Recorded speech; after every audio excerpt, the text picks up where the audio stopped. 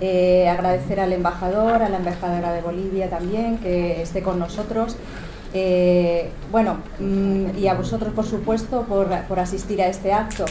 Mi intervención está dirigida a tratar de entender qué es lo que está pasando con los medios de comunicación y ver si podemos encontrar algún elemento que sea significativo o diferente a lo que ha ocurrido en otras ocasiones en América Latina, cuando los medios de comunicación se han puesto también al servicio de los cambios de gobierno, de los golpes de Estado, para ver si podemos de alguna forma resistir, ¿no?, con mejores armas desde el conocimiento, ¿no?, que nos da el analizar esta nueva situación, la nueva coyuntura en la que nos encontramos. Esta intervención le puse como título, en plan metafórico, si ustedes quieren, drones mediáticos contra Venezuela. Hace apenas 2 días el secretario de Defensa de Estados Unidos, Chuck Hagel, presentó el plan de la administración Obama para reducir el tamaño del ejército hasta un tamaño inferior al que tenía cuando la Segunda Guerra Mundial. La propuesta parece que implicaría una reducción del número de soldados y una reorientación de las inversiones. Pero en esa propuesta del secretario de Defensa no se habla en ningún caso de una reducción del presupuesto destinado al ejército y, por tanto, también a la guerra.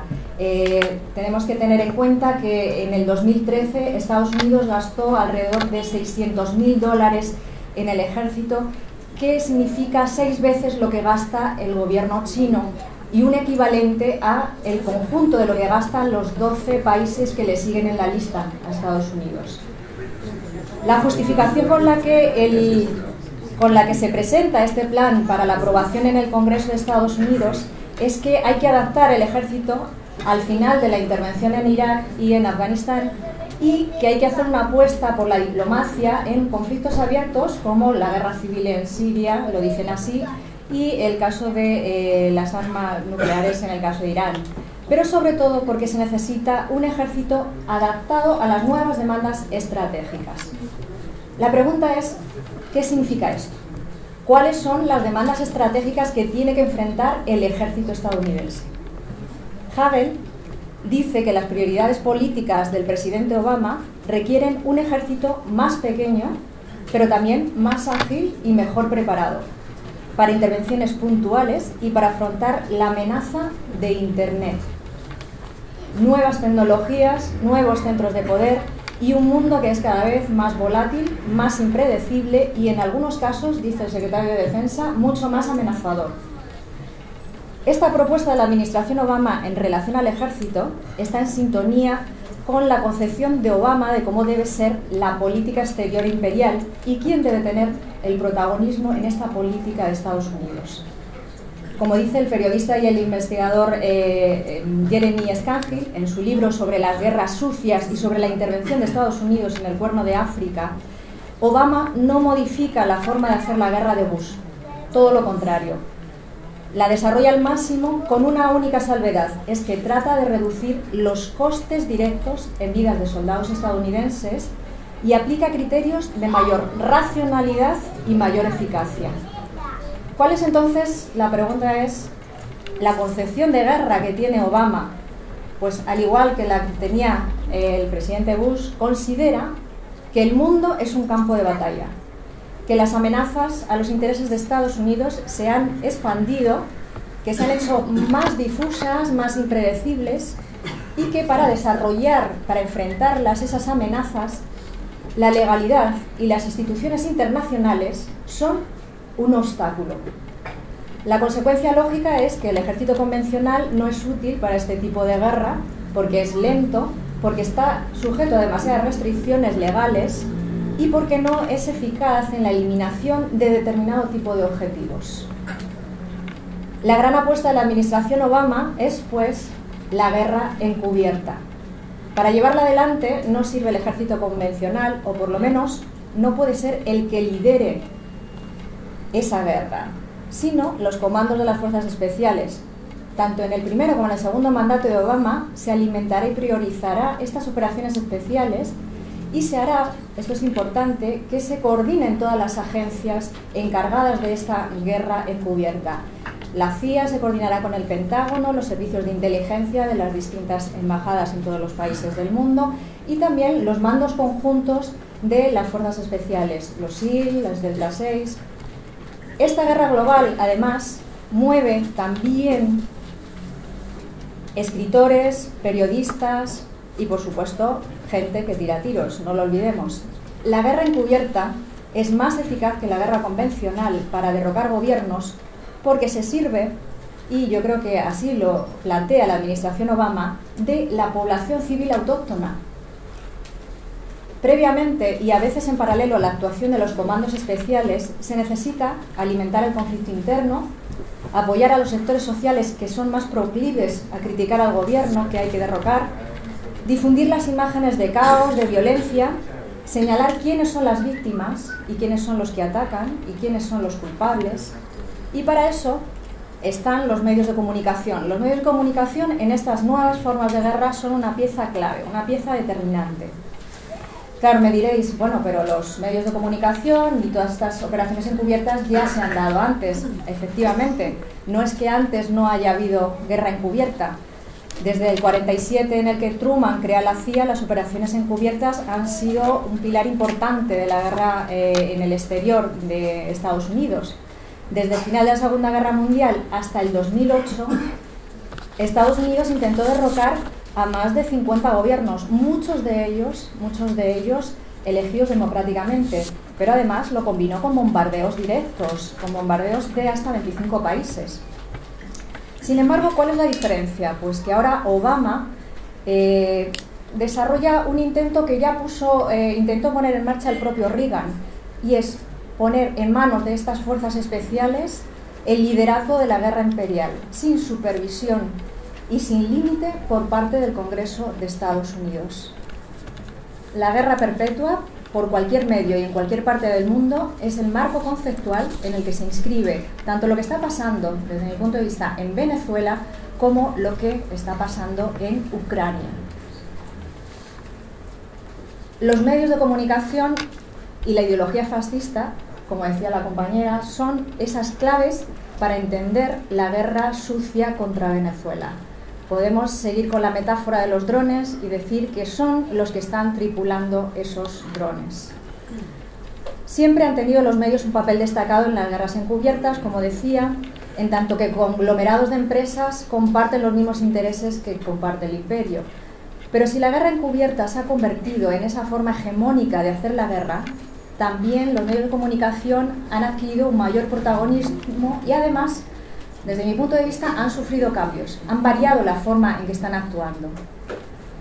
¿Y cuál es esa variación que yo encuentro? Bueno, con el desarrollo de las nuevas tecnologías de la comunicación y la información se ha añadido una mayor fuerza, una mayor potencia contaminante a la capacidad de los medios tradicionales, que ahora se sirven de las imágenes, de los mensajes de los ciudadanos de a pie y los convierten en propaganda a su servicio. Las redes sociales, en este caso, en el caso de Venezuela, están siendo utilizadas como esos aviones no tripulados para bombardear las conciencias de la gente sin que nos demos cuenta. Las imágenes falsas y manipuladas sobre los conflictos en la calle que han tenido lugar estos días en Venezuela han circulado mayoritariamente a través de las redes sociales. Algunos medios tradicionales es verdad que también se han unido y han utilizado estas imágenes. ¿Por qué lo han utilizado los medios tradicionales? Porque la idea de que un testigo tiene mayor credibilidad porque ha estado en el lugar de los hechos es la tapadera perfecta para los medios de comunicación para utilizar estas imágenes sin necesidad de verificar y sin aplicar ningún criterio que les permita contrastar si son imágenes ciertas o no lo son. En realidad lo que importa es que esas imágenes circulen, que inunden Internet, ya que reforzarán esa matriz ideológica que ya previamente los medios masivos han estado construyendo durante años. Si se trata de imágenes o de noticias falsas, no importa, ya que el objetivo no es otro que reforzar los mensajes adecuados que ya los medios masivos están lanzando. Unos mensajes que constituyen sin duda opiniones, interpretaciones de los hechos. De esta forma, las redes sociales se han convertido, han ampliado ese ejército de ciudadanos inconscientes que están contribuyendo también a hacer propaganda en contra de los sistemas políticos que no son convenientes al imperio.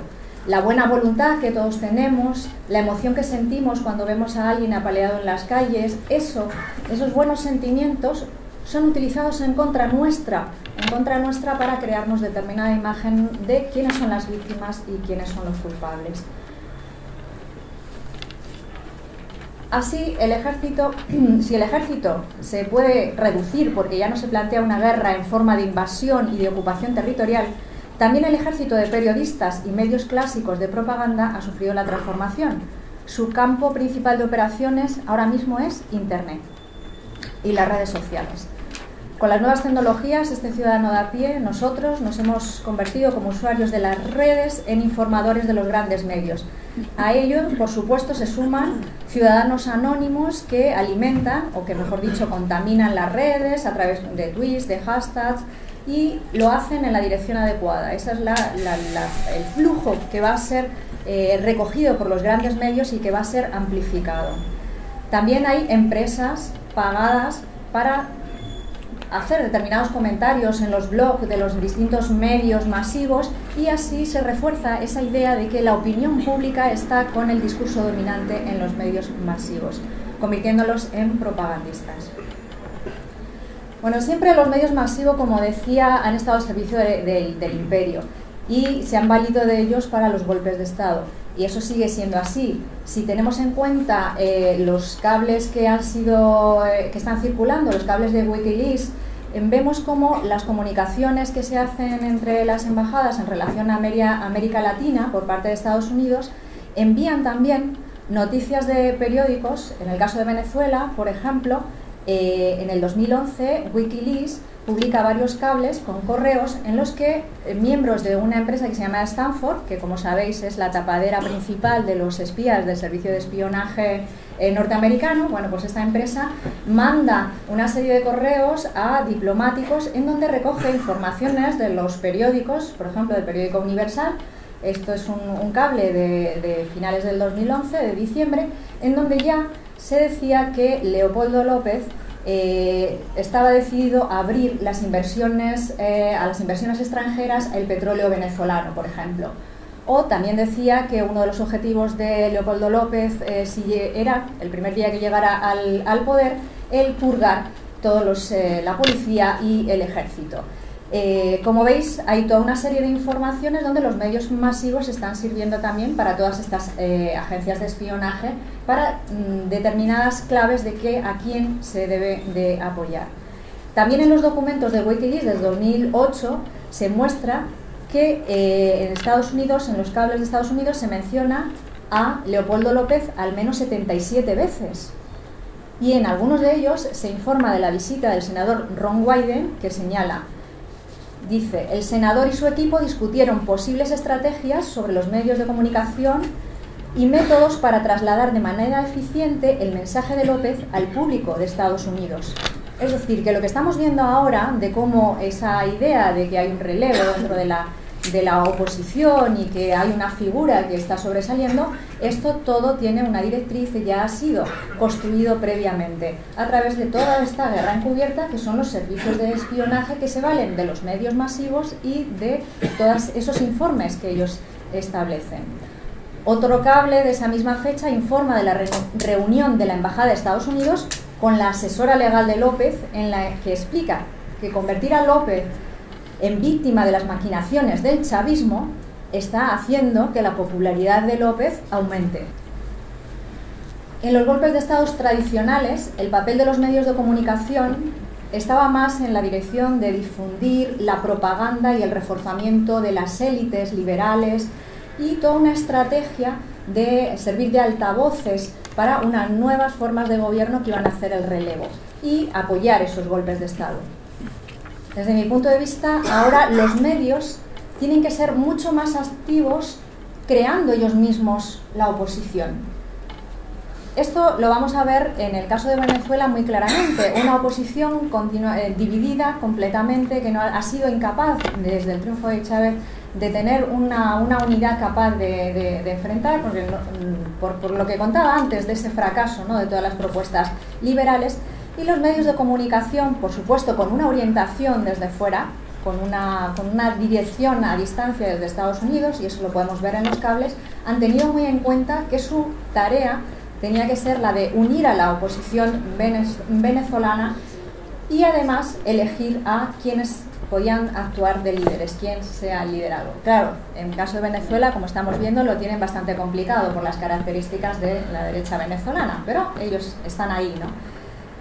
Por eso estamos viendo unas formas de mentir, de tergiversar y de manipular que son tan agresivas, tan violentas y que están tan claramente subordinadas a las directrices imperiales por este cambio de coyuntura. Siguiendo con la metáfora, podemos decir que si los SEAL tienen licencia para matar, los medios tendrán licencia para engañar. Ahora mismo que se está reformando, que se ha aprobado el cambio de la legislación española para darle mayor impunidad al caso de Estados Unidos y a todos los gobiernos que cometen crímenes de lesa humanidad, pues imaginaos que también eso tiene mucho que ver con esas presiones, ¿no?, de Estados Unidos para imponer la impunidad. Y los medios también están jugando un papel muy importante ahí en esa elaboración de la impunidad. En el caso de Venezuela, por tanto, todas esas informaciones que tenemos de los cables desclasificados, vemos que las tareas de los medios son tareas muy claras, que están bien dirigidas y que tienen una unidad. Los periodistas, podemos decir, los periodistas de los grandes medios están actuando como paraperiodistas. Funcionan igual que los mercenarios a sueldo, sin ninguna restricción ética o profesional. Sin duda, hace tiempo que la función de los medios mainstream no es informar, sino hacer propaganda. Pero, desde mi punto de vista, el nivel ha subido tantos decibelios que es difícil pensar que se trata de una casualidad o de algo que es la lógica de las empresas de los medios. Los medios masivos señalan los objetivos, marcan la estrategia de guerra y las redes sociales en este momento están disparando. La ideología que está detrás de esta nueva forma de guerra masiva es esa ideología fascista. Hay que tener en cuenta las diferencias del fascismo, de lo que significó el fascismo en Europa. Es otro fascismo diferente y hay algunos teóricos que dicen que, bueno, que no se le puede llamar fascismo, ¿no? Bueno, a diferencia del fascismo en Europa, estas nuevas formas no son nacionalistas, son mucho más hacia afuera, más vinculadas con los capitales internacionales. Pero ante el aceleramiento global que hace surgir multitud de movilizaciones en todo el planeta y ante la posibilidad de que los proyectos soberanistas e independientes, como en América Latina, se hagan con el poder estatal, se está alimentando, y esto es una función clave de los medios de comunicación, esta ideología fascista, esta agresividad, esta violencia, estos movimientos de masas que están por encima de la legalidad y que tratan de derrocar a los gobiernos. La guerra encubierta para derrocar a gobiernos necesita presentarse como un movimiento de masas. Y las masas violentas necesitan recursos materiales y cobertura mediática. Esas imágenes de movilización social en las calles simbólicamente van a legitimar el derrocamiento de los gobiernos. Ya no vamos a ver esas imágenes de los militares dando un golpe de Estado, bombardeando la Casa de la Moneda en Chile. Tendremos imágenes de ciudadanos corrientes ocupando las calles, haciendo barricadas, disparando y ocupando las sedes institucionales. En estos momentos, el discurso de la institucionalidad, de la legalidad y de la democracia está dejando paso al discurso de las calles.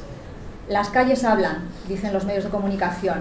Los intelectuales dicen, los pueblos no se equivocan, y convierten a fracciones o a grupos en pueblos enteros, como si se tratara de pueblos enteros. La reacción que estamos viendo estos días en el caso de Ucrania nos muestra que no tiene nada que ver con la realidad. Y sin embargo, los medios de comunicación nos han presentado esa toma de las instituciones por parte de las masas pacíficas. Han hecho un esfuerzo ingente en ocultar que no se trataba de masas pacíficas y, sin embargo, si ustedes preguntan a la gente en la calle, seguirá teniendo la idea de que ha sido el pueblo ucraniano quien ha derrocado a su gobierno.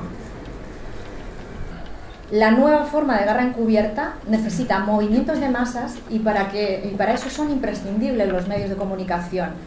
Y no olvidemos la participación de esos ciudadanos testigos convertidos en nuevos periodistas que darán credibilidad a los mensajes que se difundan.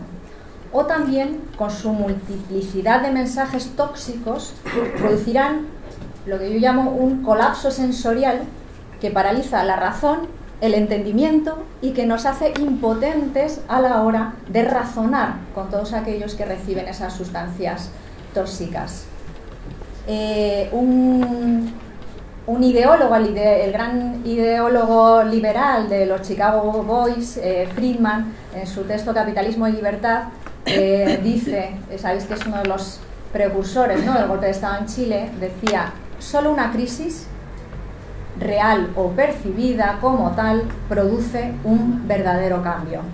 Ahí estamos en el caso de Venezuela, creando esa crisis, creando la imagen de la crisis para acabar con la revolución bolivariana, no solo con el gobierno, con la revolución bolivariana. Las consignas de la ideología fascista que han ido sembrando los medios masivos en Venezuela, y esto es necesario que lo siembren antes para que se pueda dar ese golpe de Estado, son 4. No voy a tener tiempo para desarrollarlas, pero luego, si ustedes quieren el debate, los podemos tocar. Desde mi punto de vista, todo lo que he filtrado y analizado en todo este tiempo serían 4 consignas de la ideología fascista que son las que se están utilizando para este golpe de Estado. Por un lado, la crisis económica, el caos y la crisis económica. Por otro lado, la violencia, una violencia que viene del gobierno, no de abajo, no de las calles.